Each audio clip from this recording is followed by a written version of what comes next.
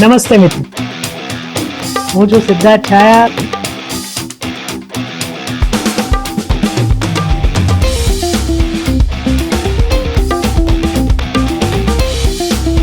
તો સ્વાગત છે તમારું સિટ ટોક્સમાં.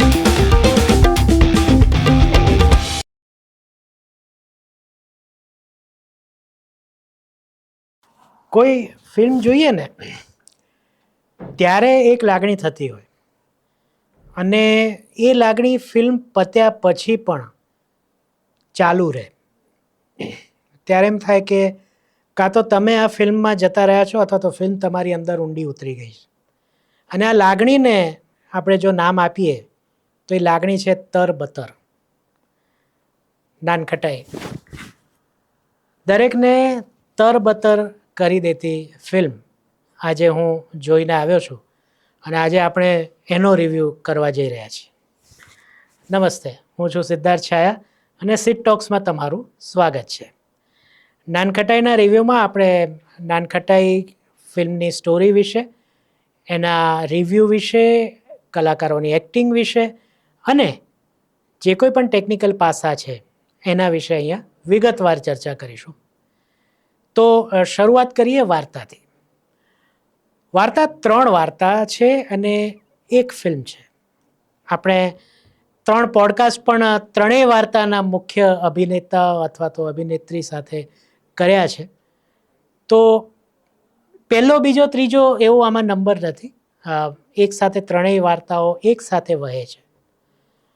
પહેલી વાર્તા કરીએ તો ચુડાસમા બાપુની છે અને એમના પત્ની છે રઘુવીરસિંહ ચુડાસમા અને એમના પત્ની સીતાબા. આ બંને નાનકડા ગામથી અમદાવાદ શહેરમાં આવ્યા છે. રઘુવીરસિંહ જે છે એ ઇલેક્ટ્રિશિયન છે. સીતાબા સાડીઓ બહારથી મંગાવીને વેચે છે. એક તકલીફ છે, ઘર ભાડાનું છે. ઓફકોર્સ તમે નાના ગામમાંથી શહેરમાં આવો એટલે તરત તો ઘર મળે નહીં અને આ પ્રકારના વ્યવસાયથી તો બહુ તકલીફ પડે. પણ સપના બેયના સરખા છે. સપના નાના નથી, સપના તો બહુ સરસ ઘર લેવાના. આ એક વાર્તા છે. એ વાર્તામાં એક બીજી પણ વાત ભળે છે કે બાળક આવશે ત્યારે શું, આપણા ઘરમાં શું હશે, આ પણ છે. એટલે એ એક વાત છે. બીજી વાર્તા છે મૈથિલી અને રામની.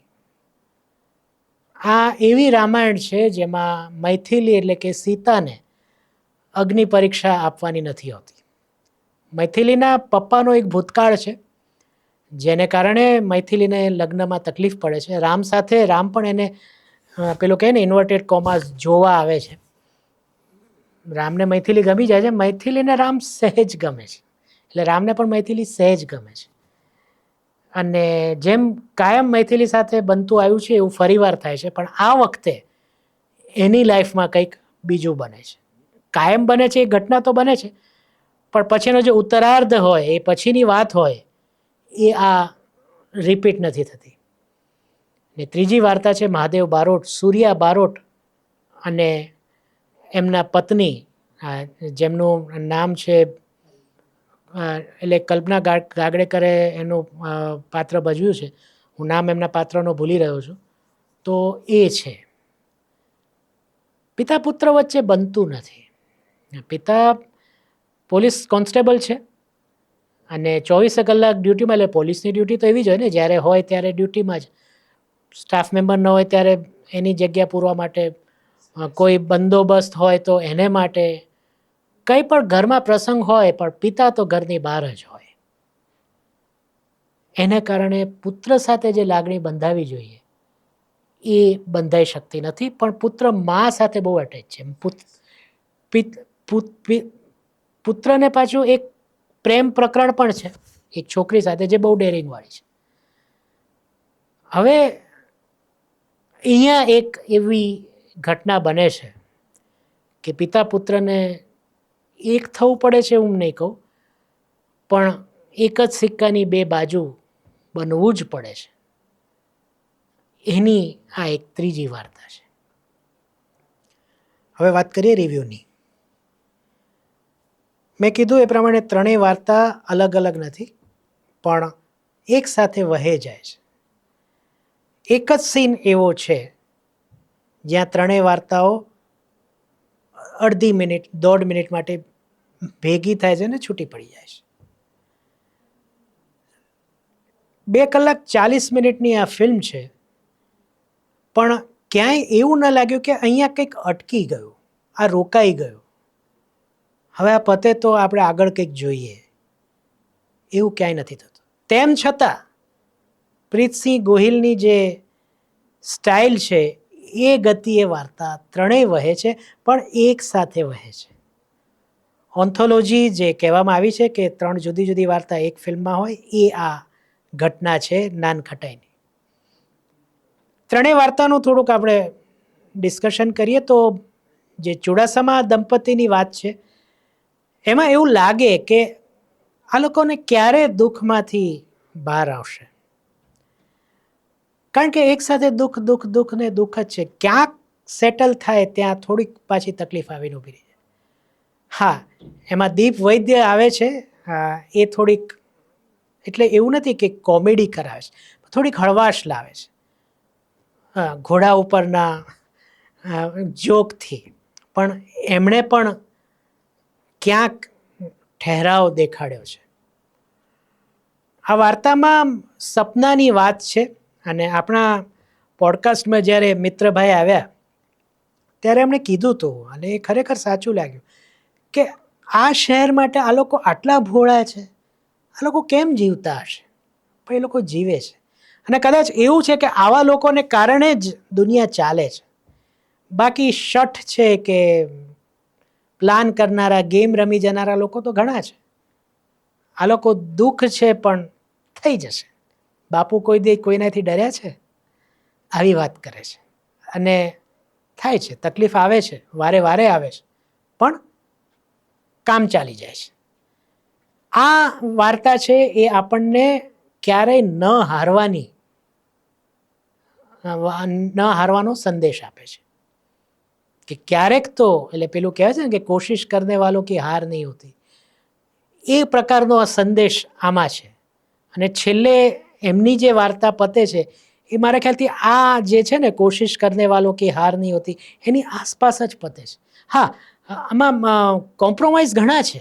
એક ડાયલોગ પણ છે મિત્રનો કે સપના સાકાના એટલે સપનાના પગ જ તોડી નાખ્યા, એટલે એ પ્રકારનો કોમ્પ્રોમાઇઝ છે. છેલ્લે પણ કોમ્પ્રોમાઇઝથી જ એમની વાર્તા પતે છે, પણ નિરાશા સાથે નથી પતતી. ત્યાર પછી આપણે વાત કરીએ મૈથિલી અને રામની, એટલે કે તત્સત મુનશી અને ઈશા કંસારાની. આ એક લવ સ્ટોરી છે. જ્યારે તમારા પિતાને કારણે તમારું અપમાન થયું હોય, પણ એ છોકરાઓ તમારી સાથે હોય, કોઈ કારણોસર તમારો વિશ્વાસ પ્રેમ પરથી ઉઠી ગયો હોય, સંસાર ચલાવવા પરથી ઉઠી ગયો હોય, પણ એક એવો વ્યક્તિ તમને દેખાય કે ના, આ વ્યક્તિ સારો છે, સહેજ સારો છે, અને પછી તમે એની તરફ આકર્ષાઓ. પણ એવો નદીના 2 કિનારા કે એ ક્યારેય ભેગા નથી થવાના, તેમ છતાં પ્રયાસો થાય છે, બંને તરફથી થાય છે. તો એનો અંત કેવો આવે છે એ વાત છે. મૈથિલી છે બોલ્ડ છે, એના પિતાના ભૂતકાળને સ્વીકારે છે. રામને બોલ્ડ થતા વાર લાગે છે, પણ બોલ્ડ થાય છે. અને છેવટે જે જિંદગીનો જે ન્યાય છે, ઈશ્વરનો જે ન્યાય છે, એને સ્વીકારીને એ બંને આગળ વધે છે.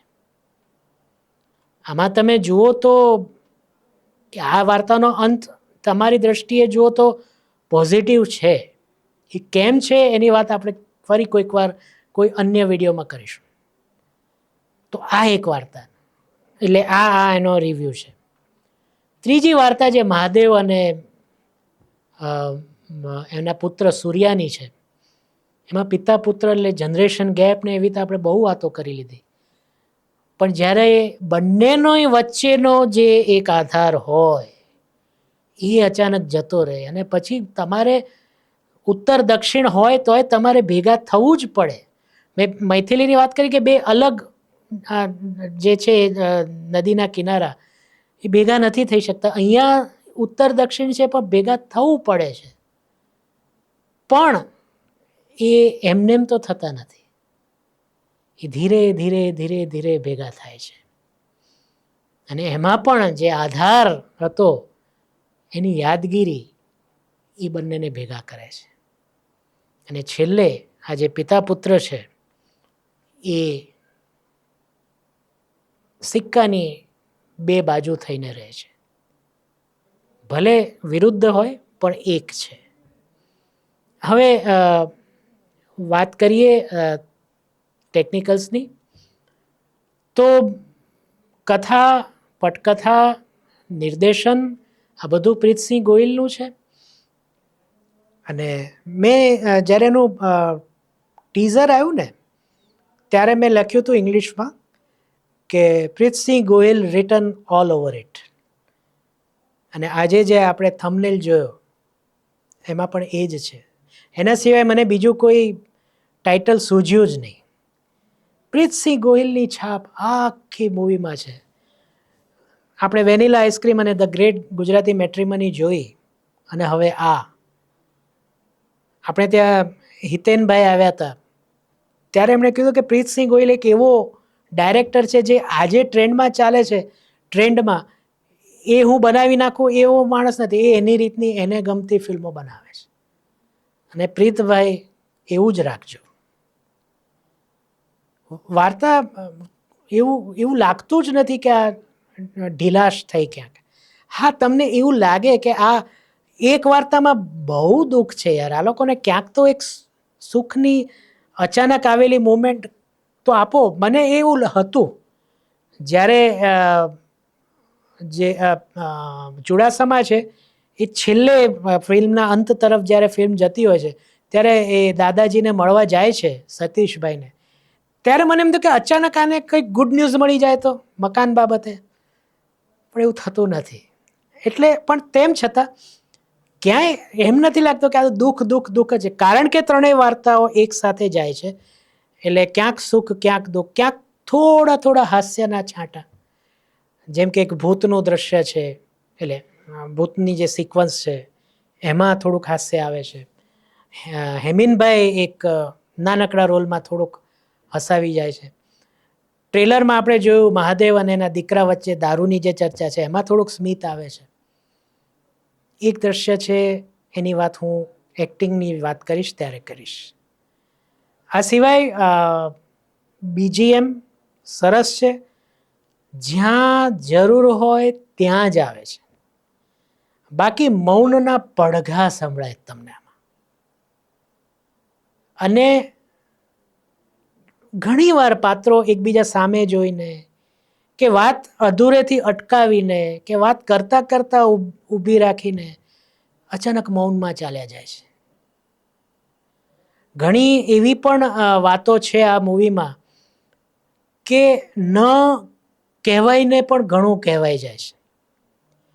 હું 3-4 ઉદાહરણ આપું. જ્યાં બેકગ્રાઉન્ડ મ્યુઝિક નથી ને ત્યાં બેકગ્રાઉન્ડમાં અલગ અલગ અવાજો છે. એક દ્રશ્ય છે શરૂઆતમાં, અર્ચનભાઈ અને ઈશા જમતા હોય છે, પાછળ કોઈ બેકગ્રાઉન્ડ મ્યુઝિક નથી પણ ટક ટક ટક ટક ઘડિયાળનો અવાજ આવે છે. એક હોટલની રૂફટોપ ઉપર તર્જની અને મયુર ડિસ્કસ કરે છે, પાછળ રેલવે સ્ટેશન છે તો એની જે જાહેરાત થાય કે મુંબઈ જતી ટ્રેન આ તે એનો અવાજ છે.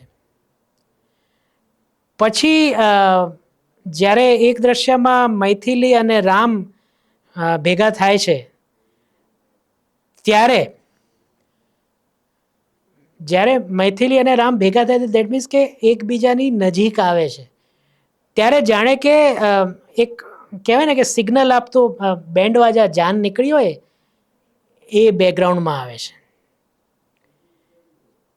પછી મૈથિલ અને રામ જ્યારે ઘણીવાર ચા પીવા એક જગ્યાએ મળે છે, જે યુનિવર્સિટી બસ સ્ટેન્ડ છે અમદાવાદનું, એ સ્પષ્ટ દેખાય છે.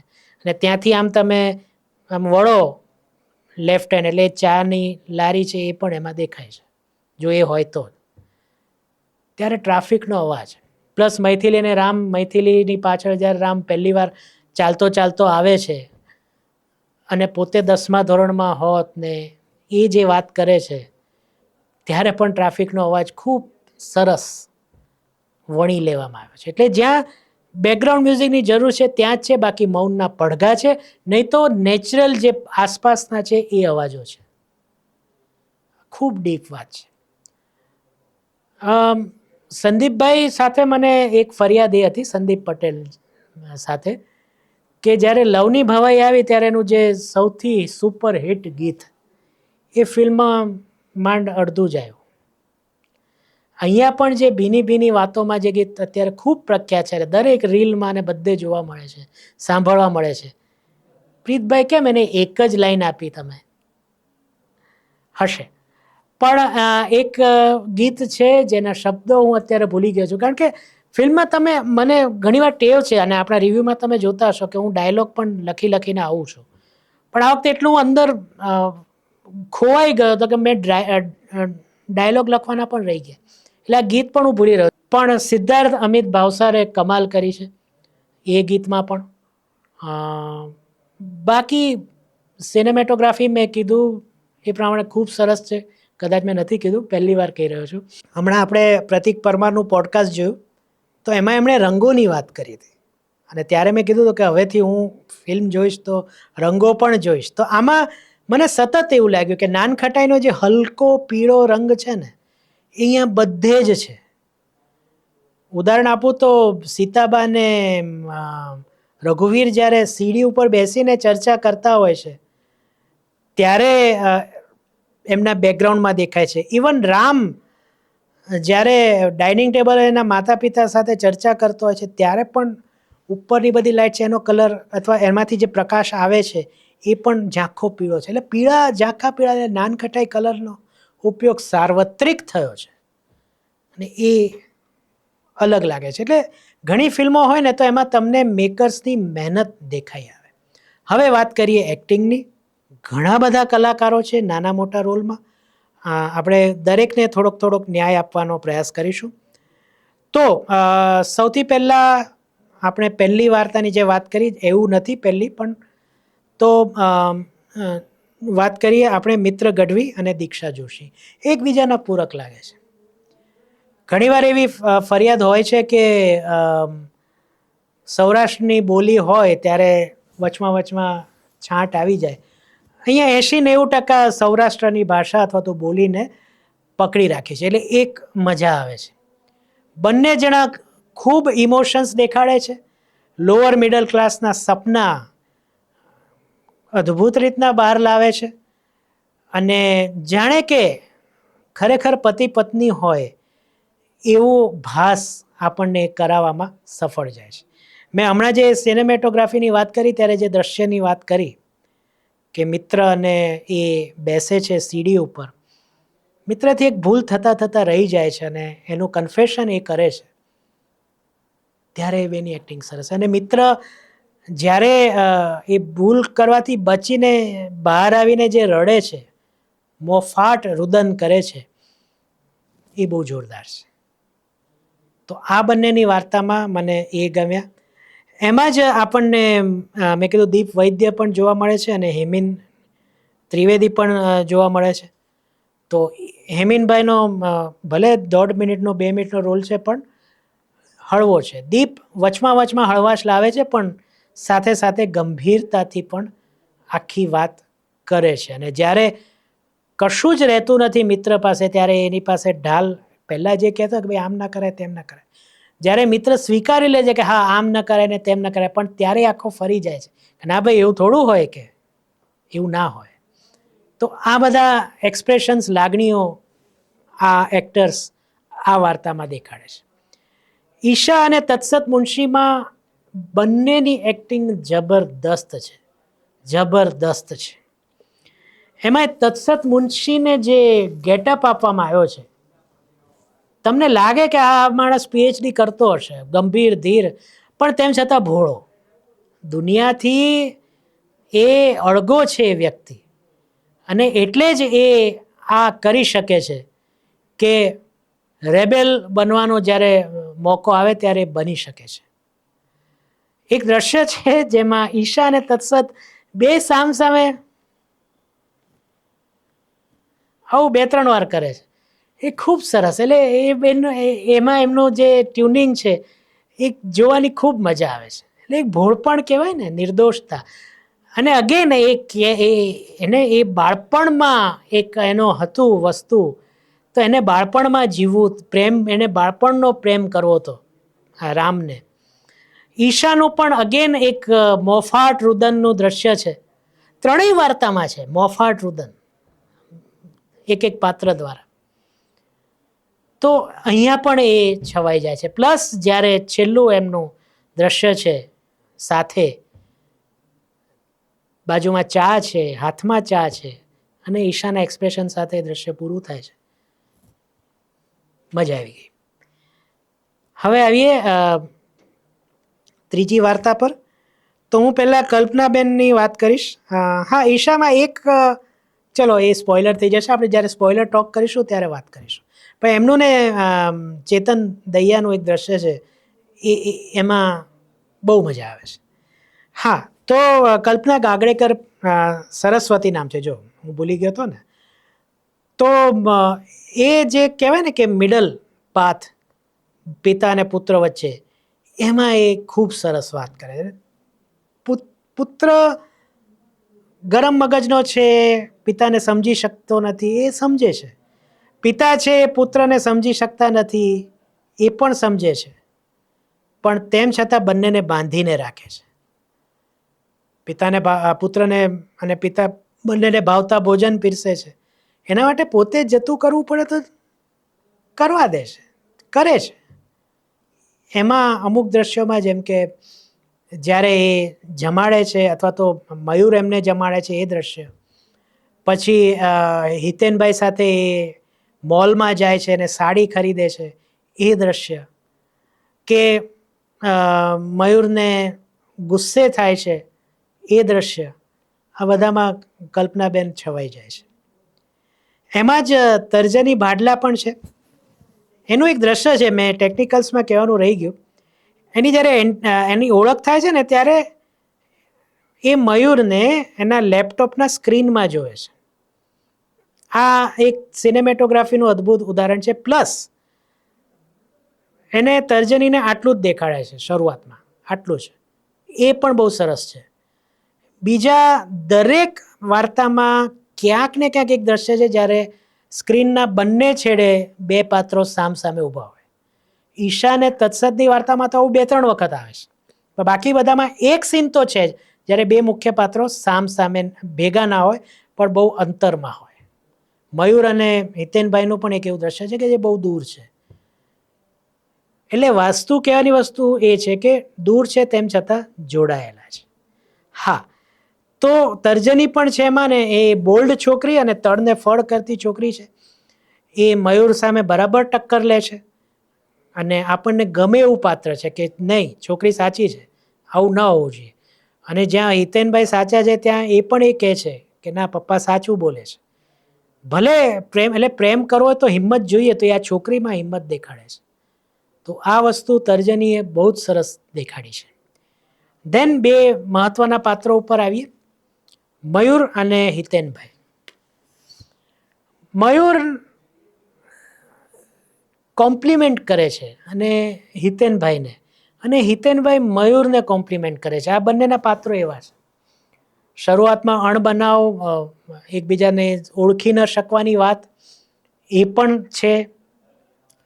પછી જ્યારે આઘાત આવે છે ત્યારે ધીરે ધીરે ભેગા થાય છે, અને પછી જ્યારે એકબીજાને ઓળખી જાય છે ત્યારે એકબીજા સાથેનું ટ્યુનિંગ છે. એમાં આ બંને એકબીજાને સખત કોમ્પ્લિમેન્ટ કરે છે.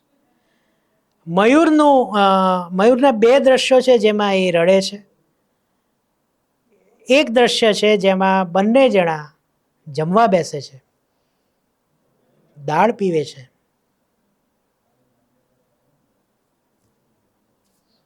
બસ આ મૂવીની આ હાઇલાઇટ હશે. હૈયું ભારે થઈ જાય છે જ્યારે આ દ્રશ્ય આવે છે ત્યારે. અને બંનેની જે એક્ટિંગ છે, શરૂઆતમાં મયુર દોડીને રડે છે અને એ ત્યાં બેઠા એટલે રસોડામાં રહીને પિતાનું રુદન સાંભળે છે. પ્રીતભાઈ જોરદાર. હિતેનભાઈએ ઘણા શેડ્સ દેખાડ્યા છે. શરૂઆતમાં પુત્રને ન સમજી શકનાર, એ સિમિલરલી મયુર પિતાને ન સમજી શકનાર, પછી નાની મોટી મસ્તી કરી લે છે પિતા સાથે, જેમ પેલો ટ્રેલરમાં દ્રશ્ય છે દારૂવાળો, તો ત્યારે હિતેનભાઈના જે રિએક્શન છે એ પણ સરસ છે. પછી બોન્ડિંગ જે થઈ જાય છે ને પછી પિતા પુત્ર વચ્ચે, પછી જે સ્માઇલ આપવું કે પિતા ઉપર અધિકાર જમાવવો કે તમે તો આ કરતા નથી, ક્યાં સુધી આવું કરશો, હું કરીશ, એ ડેવલપમેન્ટ બહુ જોરદાર છે. અને સામે હિતેનભાઈ, વિચાર તો કરો, હજી ગયા બુધવારે રાજનાથ તરીકે જોયા હોય અને આજે મહાદેવ તરીકે જોયા હોય. જેને કહેવાય ને કે અભિનયની જે ઊંડાઈ છે અથવા તો જેની ઊંચાઈ છે એ હિતેનભાઈએ બંને સર કરી લીધી છે. ઓફકોર્સ એ અદાકારનું આ કામ છે, પણ આને આ રીતના હેન્ડલ કરવા બે પાત્ર, એમણે તો આપણા પોડકાસ્ટમાં એમ કીધું હતું કે મારે રુસ્તમ સાથે મેચ નહોતું કરવું, પણ લોકો ક્યાંક એમનામાં રાજનાથ શોધવા જાય તો શું કરવું. અહીંયા હિતેનભાઈ જીતી ગયા છે. અને મયુર અને હિતેનભાઈ, તમને પણ સલામ. તો બધા જ પાત્રોની એક્ટિંગ અને સ્ટોરી ટેલિંગ, સિનેમેટોગ્રાફી, વાર્તા, ઇમોશન્સ, બીજીએમ, ગીતો, બીજું કંઈ રહી ગયું હોય તો એ બધું, તો એને હું ગયા વખતની જેમ હું જરાય આમ કે આમ નહીં, હું સીધા 4 સ્ટાર આપીશ. નાનખટાઈ ડિઝર્વ કરે છે 4 સ્ટાર. અને આપણી ચેનલના નિયમ પ્રમાણે હું આ મૂવી રેકમેન્ડ કરું છું. જો દે તોનો સવાલ નથી. આ વર્ષની આવેલી કેટલીક શ્રેષ્ઠ ફિલ્મોમાં નાનખટાઈ છે. ફિલ્મો જોવાનો જેને પણ શોખ, હું નહીં કહું, ફિલ્મો માણવાનું જેને ગમે છે એના માટે નાનખટાઈ એ અદ્ભુત અનુભવ બની રહેવાનો છે. તો જ્યારે પણ તમને આનો શો મળે, જ્યાં પણ શો મળે, તમે શક્ય હોય તો તમારા લાઈફ પાર્ટનરને સાથે લઈ અને આ મૂવી જુઓ. તમારા સંતાનને સાથે લઈને આ મૂવી જુઓ. તમારા મિત્રને સાથે લઈને આ મૂવી જુઓ. ખૂબ મજા આવશે. તો આ હતો નાનખટાઈનો રિવ્યૂ. તમને આ ફિલ્મ કેવી લાગી એ મને જોઈને નીચે કમેન્ટમાં જરૂર કહેજો. આપણે ડિટેલ્ડ રિવ્યૂ કરીએ છીએ, કોઈ જ ઉતાવળ નથી, એટલે શાંતિથી આ રિવ્યૂ પણ જોજો. અને ફરીથી મળીએ, ત્યાં સુધી સિદ્ધાર્થ છાયાને આજ્ઞા આપો. અને તમને બધાને મારા તરફથી આવજો.